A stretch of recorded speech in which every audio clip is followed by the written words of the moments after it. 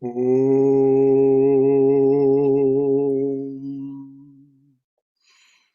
Om.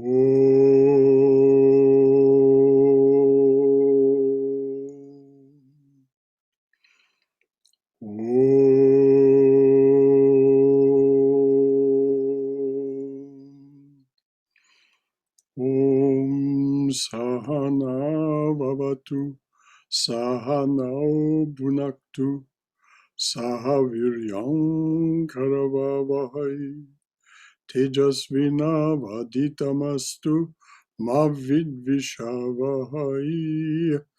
Om Shanti Shanti Shanti.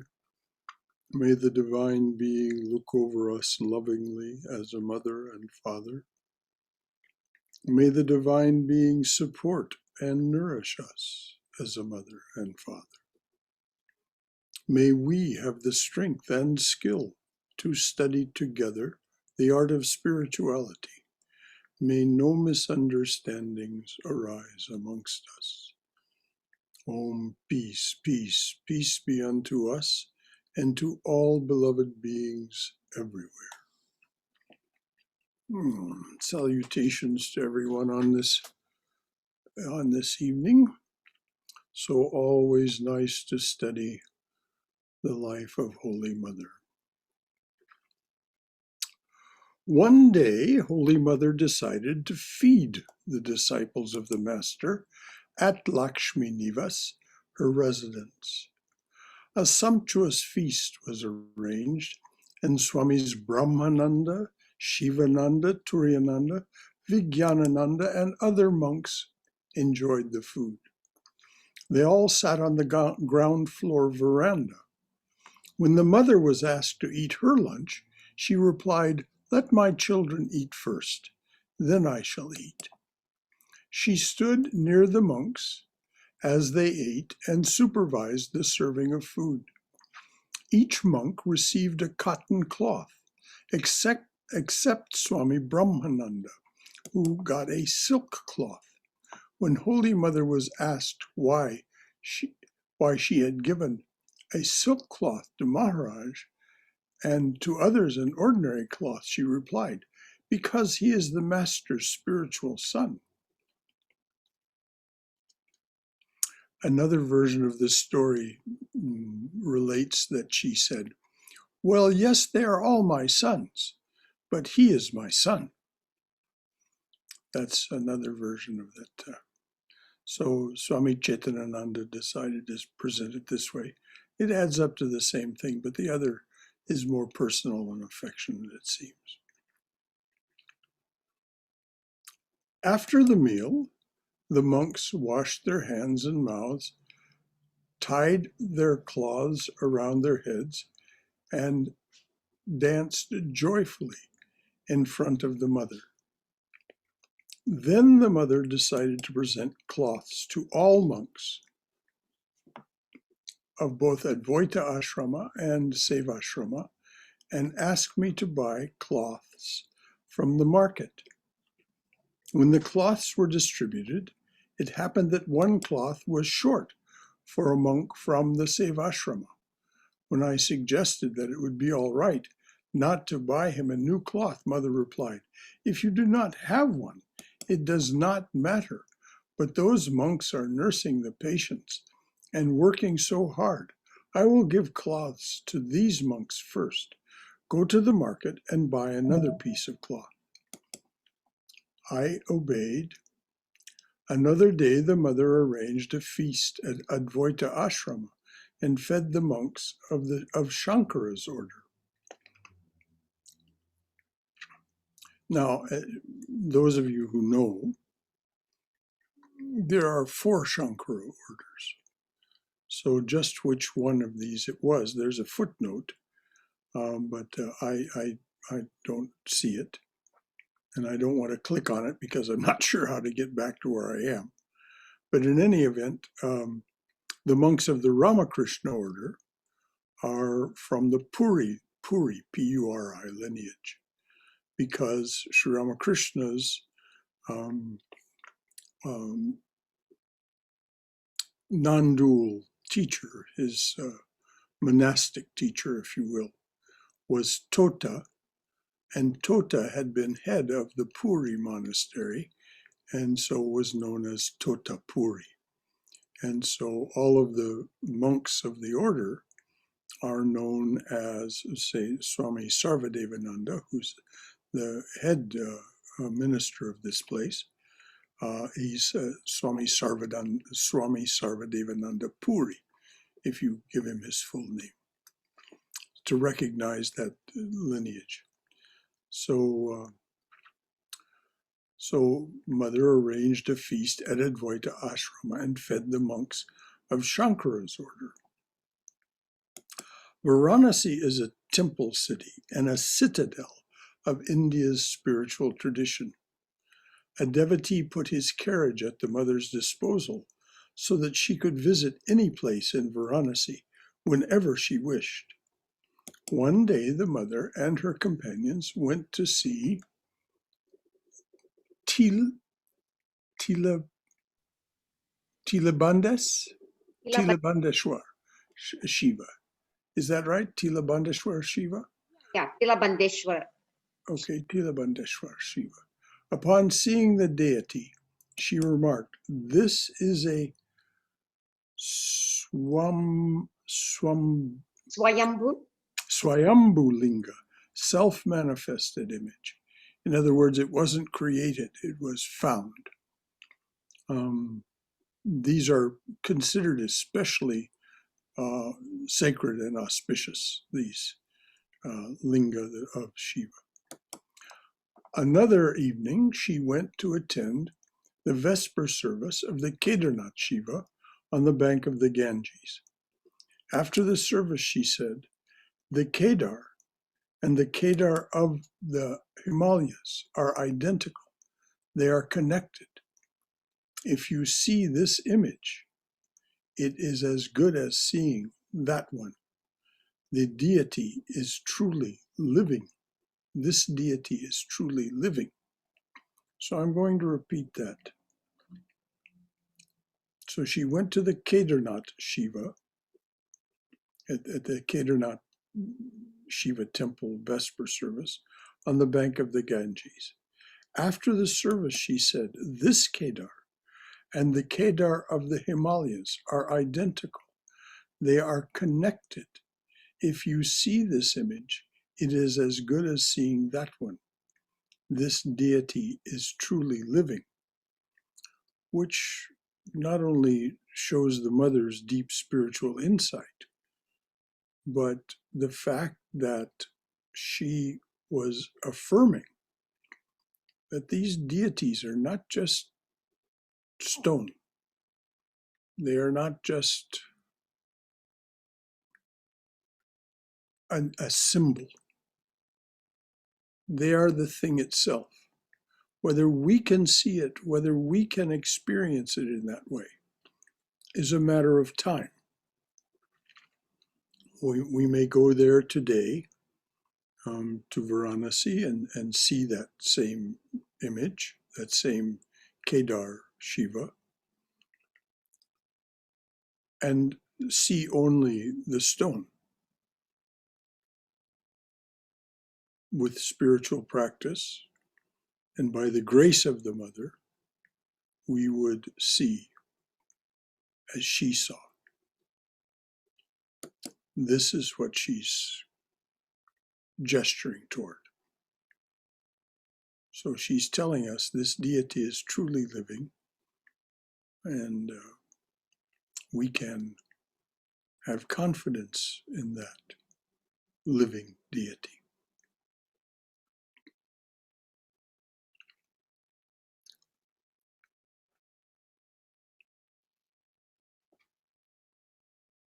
One day, when the mother visited the Sankatmochan temple, the priest asked, "Mother, where have you come from?" "She is from here," replied the monk who was with her. The mother told the monk, No, please tell him I have come from Jairambati." The mother did not refer to Kamarpukur or Calcutta, as she had a deep love for her native village. And as far as she was concerned, that's where she was from. That's where she was born. And it wasn't just, I think, a question of love for her native village. It was, she was being she wanted to tell the truth as she understood it. She was from Jairambati. One day in Varanasi, the mother met a monk of the Nanak sect on the bank of the Ganges. Now, I think this means the Nanak sect would be it was in my mind and went away. The Sikhs. One day in Varanasi, the mother met a monk of the Nanak sect on the bank of the Ganges. She offered him a rupee and bowed down to him. Now, this is the mother of the universe showing respect to all holy men, holy women, holy men. She offered him a rupee and bowed down to him. Holy Mother also met the old monk Chamali Puri, Chamali, the old monk Chamali Puri. Golap Ma asked him who provided him with his food. Mother Durga, the holy man answered in a strong voice. Who else? Who do you think? Holy Mother was impressed. That evening she said, Ah, the face of that old monk is appearing in my mind. He is just like a child. The next day the mother sent him some oranges, sweets, and a blanket. After seeing Chamelipuri, Holy Mother did not desire to visit any other holy man. One day several women called on Holy Mother and found her busy with her nephew and niece. She asked Golap Ma to mend her torn cloth. One of the visitors said, Mother, we see you are terribly entangled in Maya. I'm going to repeat that from the beginning. One day several women called on Holy Mother and found her busy with her nephew and niece. She asked Golap Ma to mend her torn cloth. One of the visitors said, Mother, we see you are terribly entangled in Maya. What can I do? She replied. I myself am Maya. It is doubtful whether the visitor understood the meaning of the mother's words. So let's review what the mother said. One of the visitors said, Mother, we see you are terribly entangled in Maya. What can I do? She replied. I myself am Maya.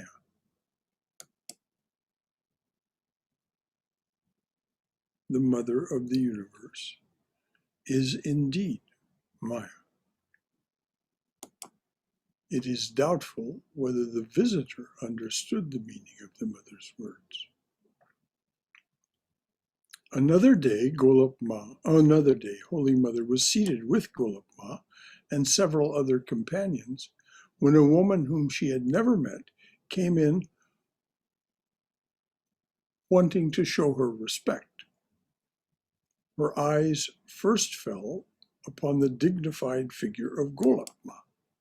As she moved toward her to take the dust of her feet, Golap Ma pointed to Holy Mother. Now she approached the mother, but Holy Mother, in fun, pointed to Golap Ma.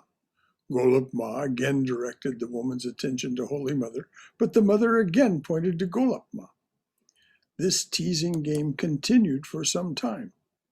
Then Golap Ma said to the stranger, rather sharply, Don't you have any sense? Can't you distinguish a divine face from a human one?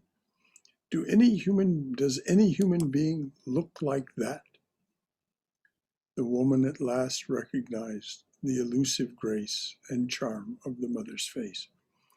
By the by, the mother and master would do this same game. Sometimes someone would come to the master for some grace or another, whatever he was And he would say, "Oh no, you need to go to Ramlal's aunt," which is what he called Holy Mother. "You need to go to Ramlal's aunt. She's the one that'll answer this do this for you." And she would then say, "Oh no, no, no, no, not me. You must go back to the master."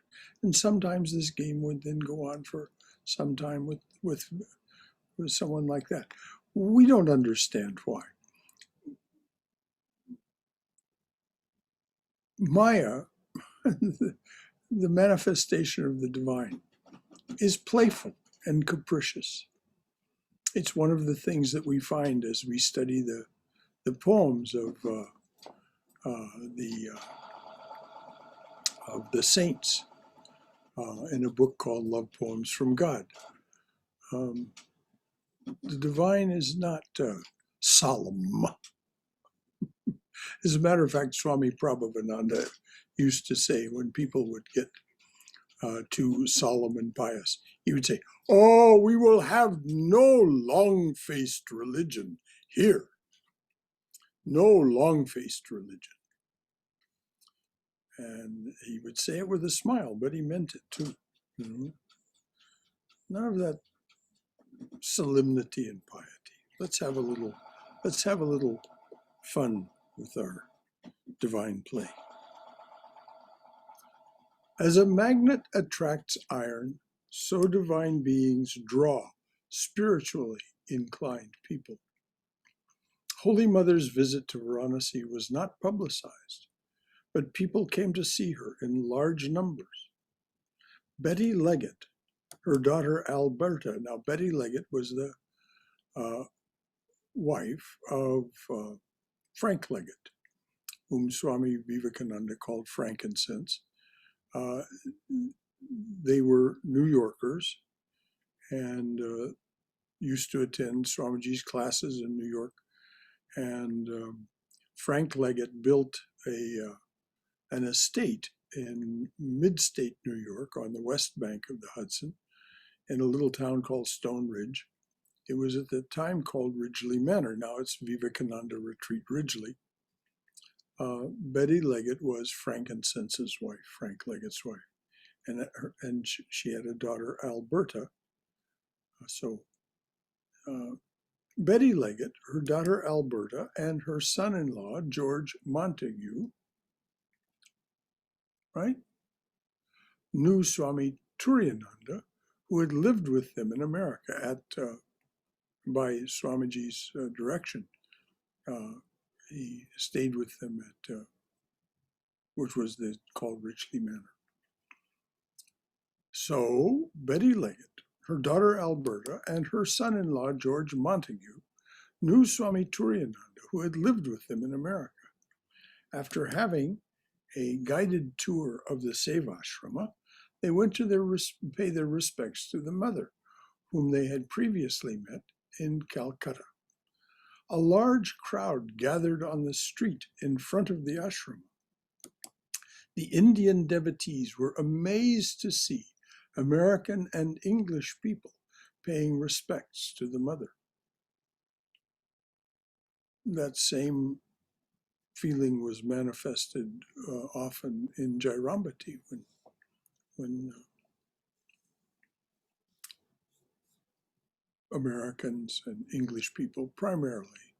There were a couple of French people also, but came to pay respects to the mother. One day the mother was resting after her noonday meal when suddenly her sleep was broken. She went to the veranda and found a beggar woman singing in a plaintive voice. "Where have you gone, my mother? I haven't seen you all this time. Please take me on your lap. What kind of mother are you, so stony-hearted towards the child? Reveal yourself to me, mother, and don't let me cry anymore." Now, I have a very touching story to tell you about this particular song. Some of you know that a man, a composer, singer-songwriter named John Schlink, lived with me here for some time, about 18 months. He died on a Sunday evening. On Saturdays, John and I would go to the chapel and he would sing the hymns associated with starting a reading of the Chandi. I would recite the Chandi in English, and then he would sing other songs at the end. On this Saturday, on the day before he died, the next evening, he was singing this song, and tears were streaming down his face. Where have you gone, my mother? I haven't seen you all this time. Please take me on your lap. What kind of mother are you, so stony-hearted toward the child? Reveal yourself to me, mother, and don't let me cry anymore. Of course, John had taken this song from this story and had set it so beautifully to music.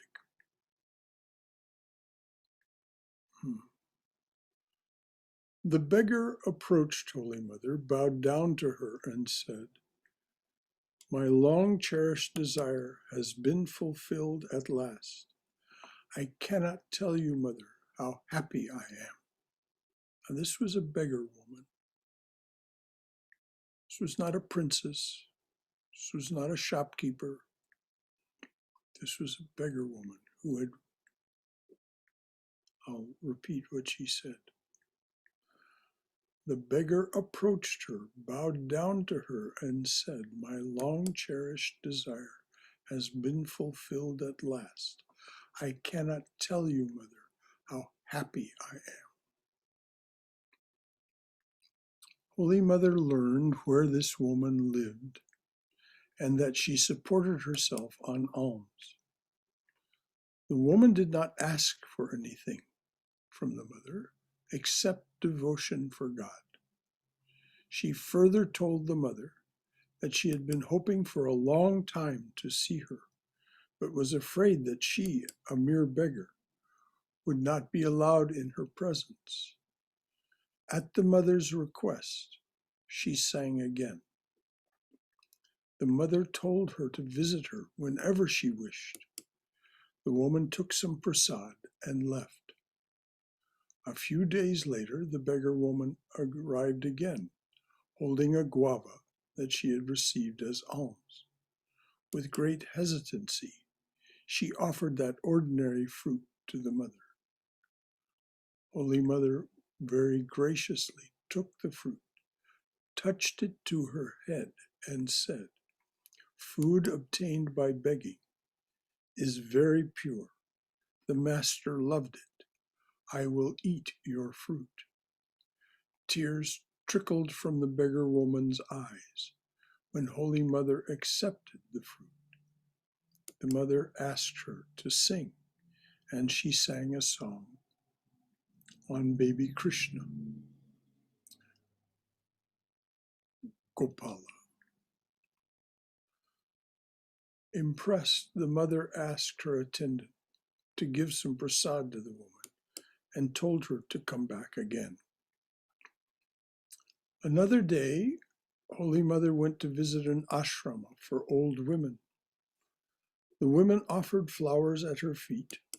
She told the caretaker, You are doing wonderful work.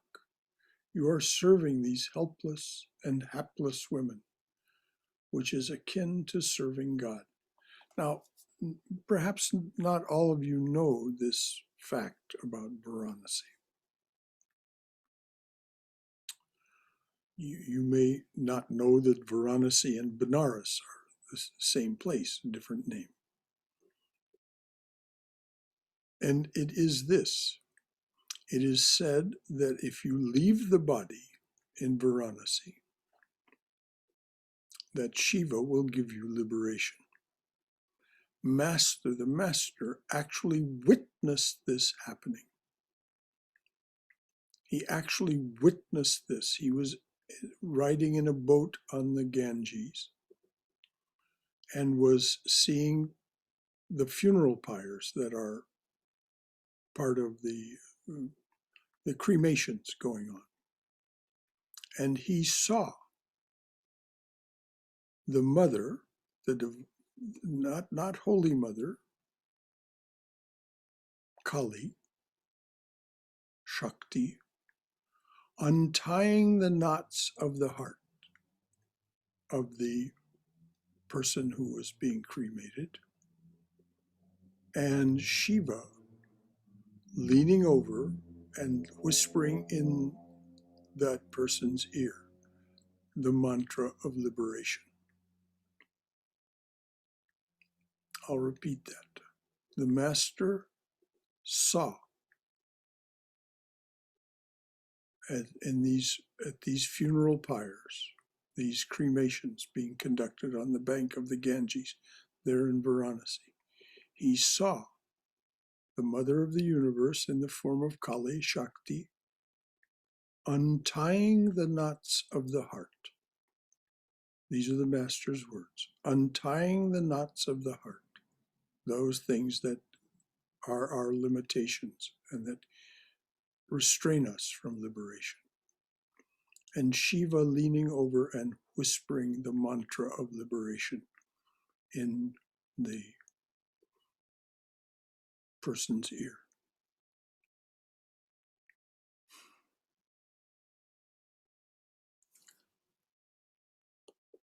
So this is one of the reasons that these women, I'll repeat what it was that the mother did. Another day, Holy Mother went to visit an ashrama for old women. These women had come, most of them widows. They had come to Varanasi to leave the body and attain liberation. The women offered flowers at Holy Mother's feet. She told the caretaker, "You are doing wonderful work. You are serving these helpless and hapless women, which is akin to serving God." As Jesus said, "As you do unto the least of these, so you do unto me." That's what the mother was saying here.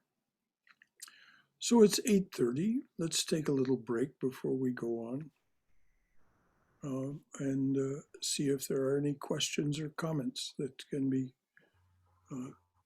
heard or answered.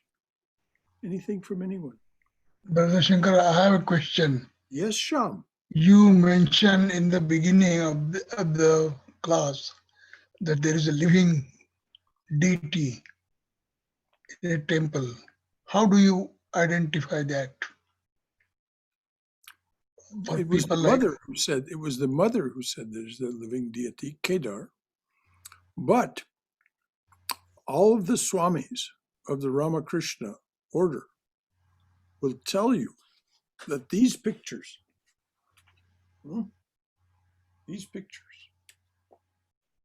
they may seem to our eyes just like ordinary photographs. The swamis will tell you they are living. They hear you, they see you, they respond to you. They are living deities. They are living beings. So Mother was talking in earlier on, she was talking about that particular image of Shiva at the Kedarnath temple, the Kedar at the Kedarnath temple, and an identical one in the Himalayas. And she said, these are not separate, they are connected, and they are a living deity. Now, I'm not asking you, this is not doctrine, this is not dogma, that these are living pictures. These are living presences. It's not that you must accept this. There's none of that here. I'm just saying that if you ask one of the Swamis, they will tell you that it is their experience, not their opinion. And it is their experience that these pictures are living, that they are living presences. Does that address your question, Sham? Yes, because in India also there are many temples where people say this is a living deity. And some people have got that experience, and many people believe that, but I just had a curiosity how to know that. Well, Sham, the way we understand it is it will happen to all of us who are persistent in our spiritual practice. We will at one time. Vivekananda cannot underline this enough times. And you will find this in many places in his works, but especially in the inspired talks. He just says, insist on the truth, keep insisting on the truth, and you will ultimately experience the truth. Experience it, not have it as an idea, not a thought, not something running around in the language of our left mind, but a tangible experience. And it will happen at the right time, not before, not after. At that particular moment for each of us, these things will occur. This is what we're told. Again, I'm saying, this is not dogma. This is not a catechism. This is something that is an invitation for you to consider. And it is, for many of us, a motivation for spiritual practice. That over time, we will have these experiences. Thank you for asking the question. Brother Shankara? Yes, Haima. Is it possible that they may not come like Ramakrishna appearance, but they could come like in a different form through somebody, right? Absolutely. That's what I thought, They may not come like Jesus Christ or Ramakrishna, but they would come like some other person when you are praying or distressed, and then suddenly they find you a solution. They offer you something, a way out of it. Each of us is unique. This is, again, what we're told. Yeah. Each of us is unique. In our uniqueness, we have a unique relationship to the world of spirit and the divine. And that aspect of the divine that is perfect for us, that's what's meant by Ishta Devata, which is translated rather clumsily as chosen ideal. That's an idea. But it's the best that English can come up with without a long explanation. Thank you. It's just a couple of words. The chosen ideal will come to you as the living presence that fulfills and inspires you. As that beggar woman said to Holy Mother, I have been waiting for this. I have been waiting. I've been praying. I've been singing for this. Yes. And so. Thank you, Brother Shankara. Thanks for asking the question. Perfect question. No, it doesn't have to be this form or that form. Again, no doctrine or dogma. There are so many forms of the divine, as Sri Ramakrishna says. These forms of the divine take form in answer to the love, the cooling influence, he says. The cooling influence of the love. What does cooling mean? Cooling means slowing down the vibration until we can see it, until we can experience it. The vibration of the ocean of consciousness is at another level. And he says, what happens? We have these experiences of the divine presence that have been that have been formed due to the cooling influence of our love. When the dawn of full knowledge, capital K, comes, he said, the warmth of that sun melts away the form, and only the formless remains, which means that there's a higher level of vibration, just as Vashishta told Rama. Just as Vashishta told Rama. This wasn't just something that the master said, although the master said it from experience, not because Vashishta said it. But nevertheless, yes, the divine will appear to us in the form that is perfect for us to soothe our ache. Anything else? These are beautiful questions. These are exactly on point. Yes, Brother Shankara, is it possible that what we think is like our perfect, or the version of the divine that we need to see, we might not even be aware of or know what that is? That's absolutely not only possible, but even probable, particularly in the beginning. Something appeals to us. So we say, well, I love Krishna. But then as we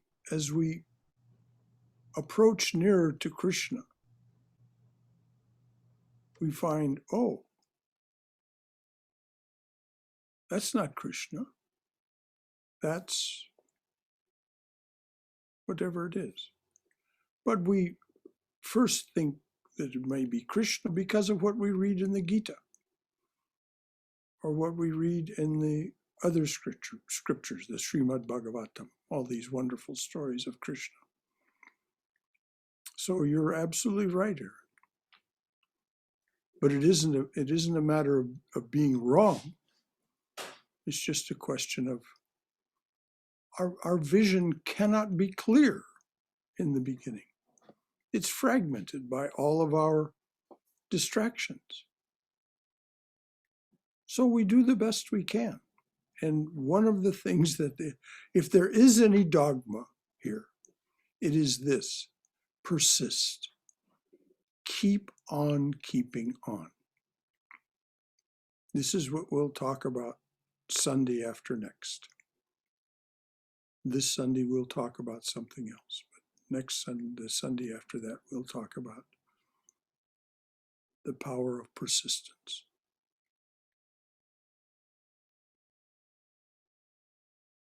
It's a long road a winding to change our minds, to purify the vision that is available through our heart, to clarify. So thanks for that good question also. Anything else from anyone?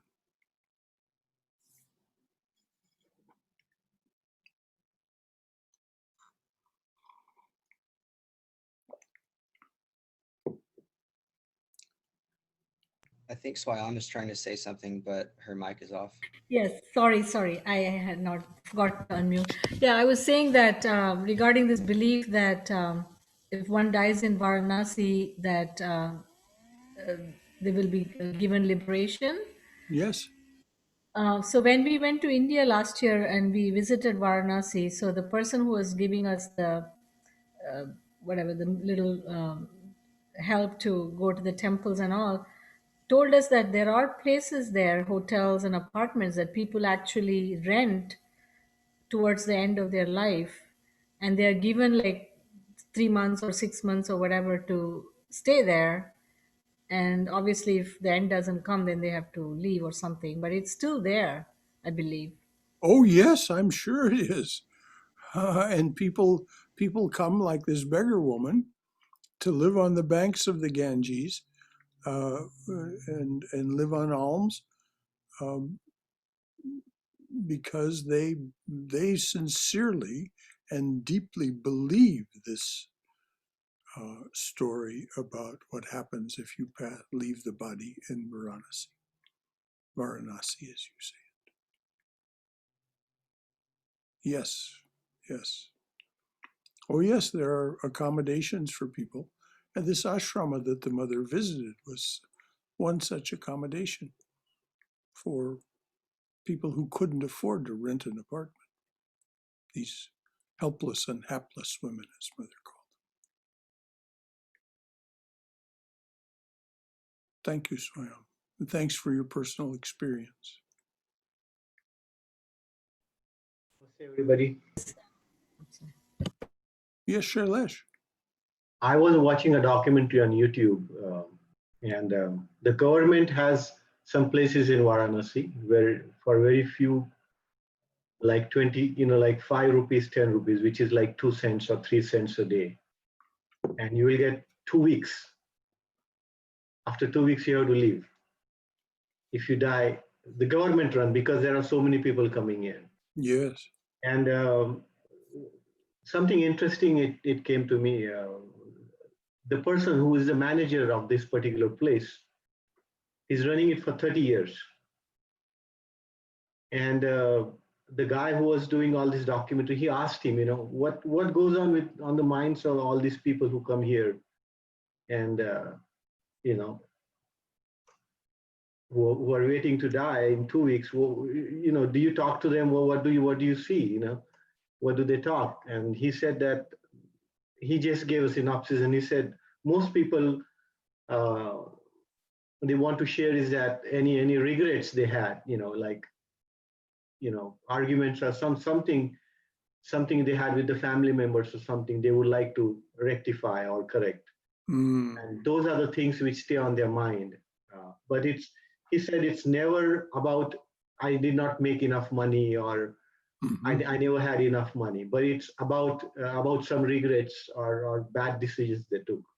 So that was very interesting, I thought. That is interesting, and it is an exact parallel to something read recently about people who operate hospices. Correct. I think that Australian nurse, I think she has written a book or something. Yeah, and yes, and that's just what you said. People don't talk about, I didn't make enough money, I didn't have enough big houses. They talk, if they talk regretfully or sorrowfully at all, it's just in the character that you described. Most, however, it seems, are joyful at the end and seeing the majority are joyful and seeing, they actually see people coming to greet them, and they see angels. They have wonderful experiences. There's a lot of study going on now about what happens to people as they near death. I think this, it's very interesting, and I'm glad you spoke about this. There's an Australian nurse who came up with the book. I think this should be like Eckhart Tolle says, being in the present moment. Like, the mindfulness movement is so big now, and it is so rightfully, it needs to be part of our life, our growing up, actually. And some of these things also need to be taught to kids. Yes. And college kids and people, because that's what, we are so rash when we are young, and then as we grow older, and then there are more regrets. So I think we will have a more healthy society Yes. if we integrate all this part of it. I was very fortunate myself in that my mother's mother began to tell me these truths when I was 3 years old. Nice. It completely inflected my life. So I say that so that other people will be, not to boast or anything, but to just motivate you to, just as Shailesh said, teach these truths to children. Share them with children when they're very young. Don't think they won't remember. They remember. And it inflects their life. Their life will be different because you've shared truth with them. Brother Shankara, Yes, Ima. to add to Shailesh's comment that now the schools in Denver, they are teaching mindfulness to the young students. I see because my grandchildren come and sit in the kitchen counter and they start doing, both of them 6 and 8 year olds. My granddaughter one day wrote a little note, mindfulness, on her desk because the teacher told her to practice that. And I was so impressed, and we talked about it with her. I talked about what mindfulness is and how you do it and how it calms you down. And she wrote it down. It calms, it makes me focus more. She was writing all these things. She's only in third grade. So I was really, really impressed that schools are introducing mindfulness. So, Well, it can be taught in the schools because And- there's no religious component to it. exactly, It exactly. is And simply a way of learning to know and gain better control of your mind. yes, And one of the people who's a member here, Nina Gazzetta, some of you know her. She is a physician, anesthesiologist at the Children's Hospital for the Emory system of hospitals. She practices meditation, of course, and it occurred to her that it would be so helpful to the staff, yeah, medical staff, and administrative and other professional staff of the hospital if they too could practice meditation. But she knew perfectly well that if there was a religious component to it, there would be some pushback. that's right. So she took a 2-year course of certification in mindfulness meditation, and she now teaches it to the staff and administrative people, professional medical staff, professional staff, and administrative staff of that hospital, to their great benefit. It is. It's very helpful. Thank you so much. We can learn to calm our minds. We can learn to clarify our vision. Thank you, Haima. Anything else from anyone? All right. Once a poor woman whose husband had renounced his family came with her young daughter to the mother for help. She asked her to tell the monks of the ashram to help her financially. Holy Mother did not promise, but gave her a sari, a rupee, and fed her and her daughter. Now, in those days, a rupee was not 2 or 3 cents. A rupee was a significant amount of money. So to give her a rupee was not insignificant. Swamis Pragyanananda and Chinmoyananda had once been freedom fighters against the British. They later took initiation from Holy Mother and became monks of the Ramakrishna order.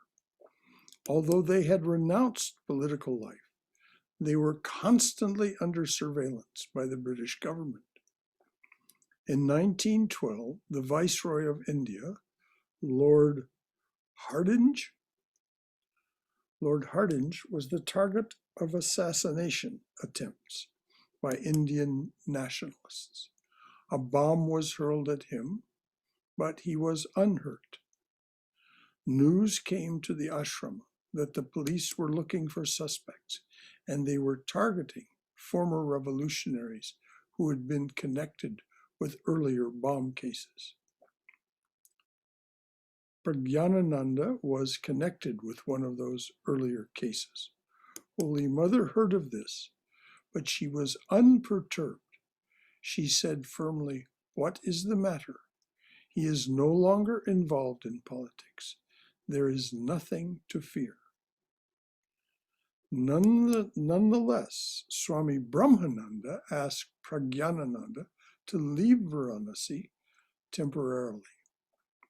Not wanting to create any more inconvenience, he left for Simla to visit his brother. His friend Swami Chinmayananda asked Pragyanananda, his friend Swami Chinmayananda accompanied him. Holy Mother felt bad that they had gone so suddenly. She felt a little relief when she heard from Sudhira, Pragyanananda's sister, that she had fed them before their departure. She had fed them before their departure. Although many people in Varanasi asked Holy Mother for initiation, she refused, explaining that in Varanasi, Shiva is the Guru. She advised them to come to her in Calcutta or Jairambati for initiation. Now, was Mother being coy? No, not at all. That place is filled with Shiva. If they wanted initiation from something connected to that place, then it was definitely available to them. However, if they wanted the master's initiation, then they could come to her in Jairambati or Calcutta. So she wasn't just saying no because she didn't want to initiate people. That was never her motivation.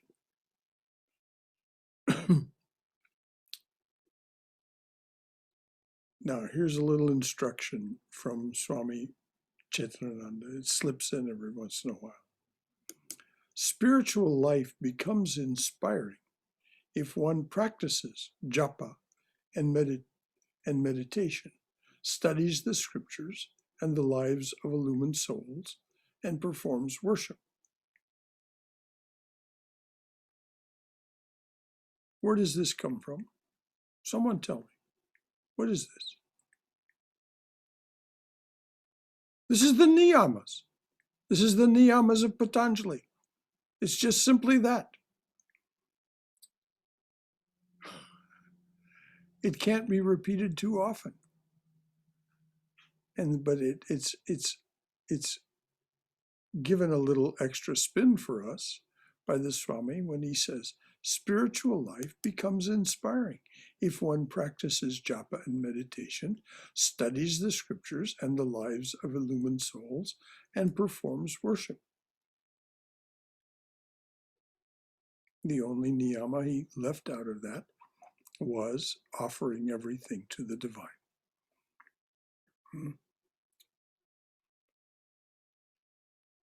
Although Holy Mother did not study, she often attended the Bhagavad Gita class. When it says she didn't study, she means study a book.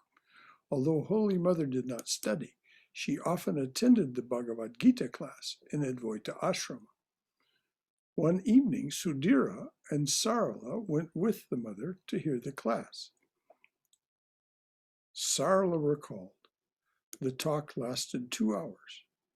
After the talk was over, Holy Mother bowed down to the Pandit and offered him 1 rupee. Then, in the course of conversation, the mother said, "Ah, what a wonderful exposition. The Pandit explained it nicely." Another evening, Sister Sudhira and I were seated near the mother. She said, "He who has really prayed to the Master, even once, has nothing to fear. By praying to him constantly, one gets ecstatic love, prema bhakti, through his grace. This prema, my child, is the innermost thing of spiritual life. The gopis of Vrindavan attained to it.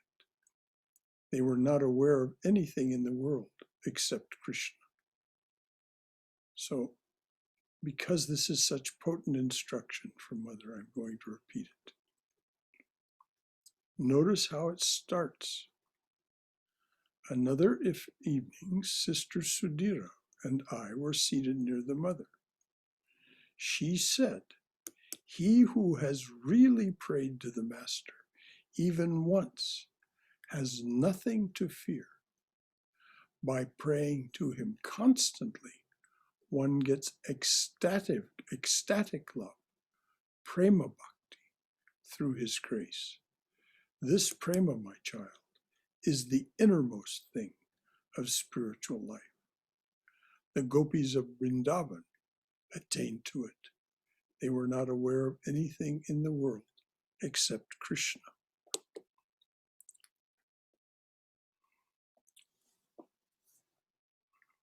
Now, does that mean that they didn't see their children?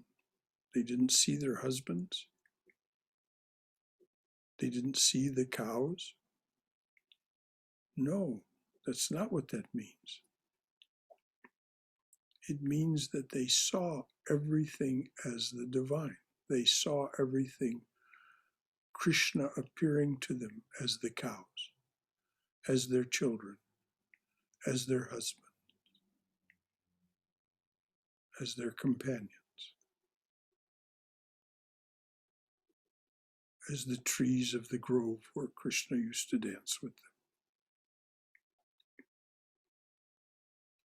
So we have a few minutes. Anything else that anyone would like to comment, offer, ask?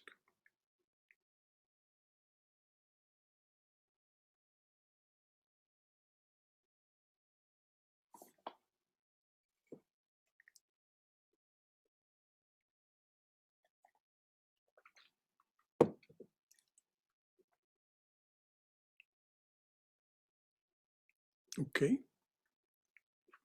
Holy Mother also expressed a desire to listen to the Kashikanda, which is part of the Skanda Purana that describes the glory of Lord Vishwanath and the Shiva tradition of Varanasi. And by the way, if you want to read modern English interpretations of these things, Swamis of the Ramakrishna order have written their commentaries and translations of these. You can find them through Vedanta.com or purchase them directly from the ashramas in India where they're published. If these things are of interest to you.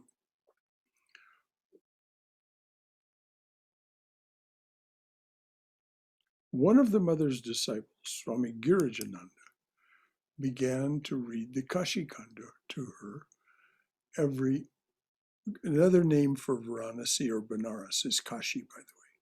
That's why this is the Kashikanda, and it tells of the Shiva tradition there. To read the Kashikanda to her every afternoon. One day, Arupananda asked Holy Mother a controversial question. It is mentioned in the Kashikanda that a person who dies in Varanasi attains liberation. Is this true? The mother replied, well, it is mentioned in the scriptures, and many people come here with this faith, so it must be true. Moreover, those who take refuge in God will definitely be liberated. Moreover, those who take refuge in God will definitely be liberated. Varanasi is pervaded with pure consciousness. All living beings in this place are filled with divine consciousness. This is the glory of this holy place. It's interesting she didn't mention the Master's experience.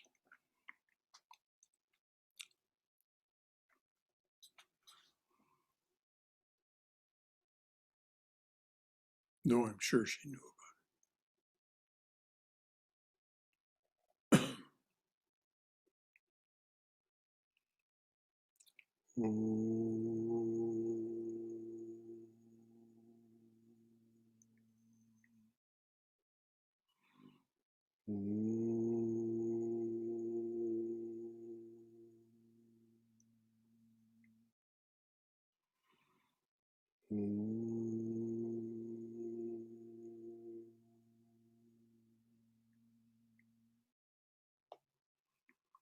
How great was thy sacrifice, freely choosing thy birth in this prison, our iron age, to unchain us and set us free. Perfect, whom lust could not taint, nor passion nor gold draw near. O Master of all who renounce, fill our hearts full of love for thee. Thou hast finished with fear and with doubt, standing firm in the vision of God, refuge to all who have cast fame, fortune, and friends away. Without question thou shelterest us, and the world's great sea in its wrath seems shrunk to the puddle that fills a hoof print in the clay. Om Shanti, Shanti, Shanti. Peace, peace, peace be unto us and to all beloved beings everywhere. So good night, delightful ones. Jai Shri Guru Maharaj Ji Ki Jai. Durga, Durga, Durga. May you be safe. May you be healthy. May you be cheerful. May you have peace of mind. May you go forward in Mother's loving and protective embrace. Jai Shri Guru Maharaj Ki Jai. Any last Brother thought? Shankara? Yes, Swayam. On Sunday, the Vedanta Society of Southern California had presented this oratorio on the teachings of Holy Mother and then the 4 stories of Chandi. It was excellent. I think it was the premiere, and now it's going to be available on YouTube. So I don't know if anybody else watched it. I had Was that written by a monk there? yes, Atmavidyananda? I No, think no, so. not Atmavidyananda. I'll tell you in a minute. No, it's It did start Atmavidyananda. with, Yes, it's Atmavidyananda. Deva Maharaj. yeah. Swami Nirakarananda also teaches Chandi. He came to Atlanta and Oh, yes, yes, yes. yeah, he talked about No, Chandi. but this oratorio is an original work. Yeah. The Swami has also written Atma Tatvananda, Atmavidyananda sang recently at a memorial service. Atma Vidyananda has written other oratorios, one on Vivekananda also. It's also Right. available Yeah, on it is YouTube. Thank you for mentioning it. Atmavidya. I will want to listen to that. They do a magnificent, magnificent Mother Puja there at Holy Mother's Puja. It's, I mean, you talk about a feast. Whoa, my goodness. Any of you who ever have the chance to go to Hollywood and be there for Holy Mother's Puja, I mean, it's really amazing, the wonderful feast that Mother offers to us as if we come to her puja.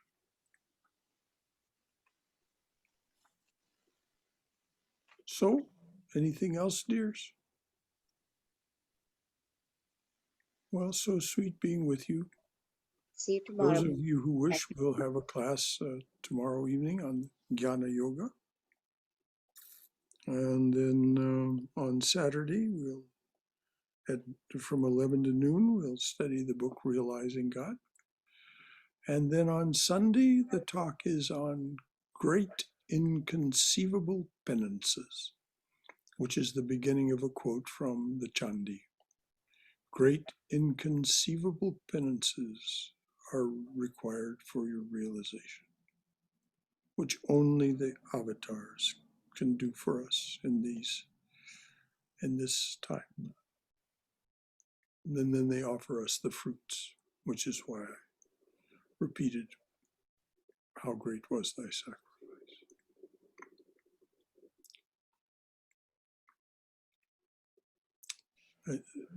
Anything else, dears?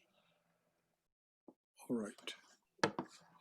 Until next time, good night. night. Thank you. Good night.